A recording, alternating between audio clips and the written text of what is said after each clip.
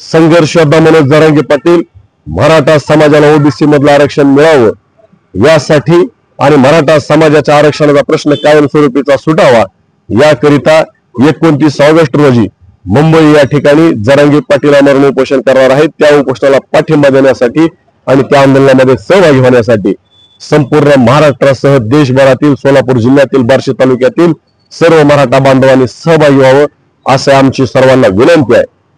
सर्व गावागावात आम्ही चावडी बैठका घेत आहोत, सर्वांना विनंती करत आहोत आणि समाज सुद्धा मोठ्या संख्येनं त्या आंदोलनामध्ये सहभागी होण्यासाठी गावागावातून सज्ज आहे।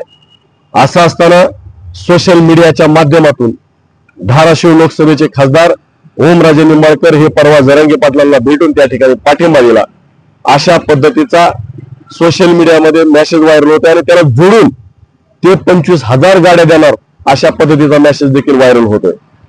त्यांनी कुठेही त्या ठिकाणी तसं म्हणलेलं नाही की मी गाड्या देतोय, परंतु सोशल मीडियातल्या मेसेजमुळे संपूर्ण धाराशिव लोकसभा मतदारसंघामध्ये आणि बार्शी तालुक्यातील त्या ठिकाणी समाज बांधवांमध्ये अशी संभ्रमावस्था निर्माण झालेली आहे की ते गाड्या देणार तर आपल्याला जायचंय।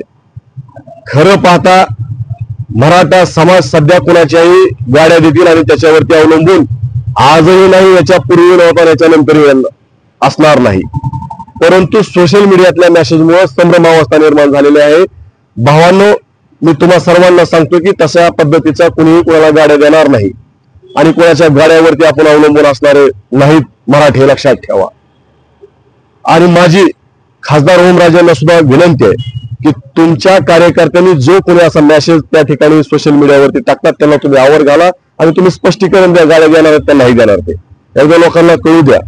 अशा संभ्रमावस्थेमध्ये मराठ्यांना ठेवू नका, हे खूप मोठं पाप आहे, लक्षात ठेवा खासदार साहेब।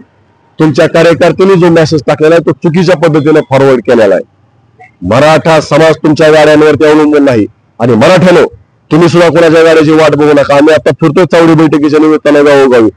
अहो, जे लोक जो बांधव रोज उठलं की लोकांच्या 500 रुपयाने आणि जी आमची माता मौली रोज लोकांच्या 200-250 रुपयाने कामाला जाते, तिने सुद्धा 1000-2000 रुपये समाजाला वर्गणी देण्यासाठी ठेवलेले आहेत आणि देत आहेत। त्याच्यामुळे आपण कोणावरती त्या ठिकाणी गाड्यांवरती अवलंबून नाहीत आणि राहायचं नाही। आपल्या गावामध्ये तुम्ही स्वतः तयारी करा, वर्गणी गोळा करा आणि मोठ्या संख्येने आंदोलनामध्ये सहभागी व्हा। माझी पुन्हा एकदा धाराशिव लोकसभेच्या खासदार ओमराजे निंबाळकरांना विनंती आहे की तुमच्या कार्यकर्त्यांनी जो चुकीच्या पद्धतीने मेसेज फॉरवर्ड केलेला आहे त्याच्या बाबतीत तुम्ही स्वतः स्पष्टीकरण द्या, गाड्या देणार आहेत का नाही देणार अशी आमची बार्शी तालुक्यातील मराठ्यांच्या वतीने तुम्हाला विनंती आहे। जय जिजाऊ, जय शिवराय।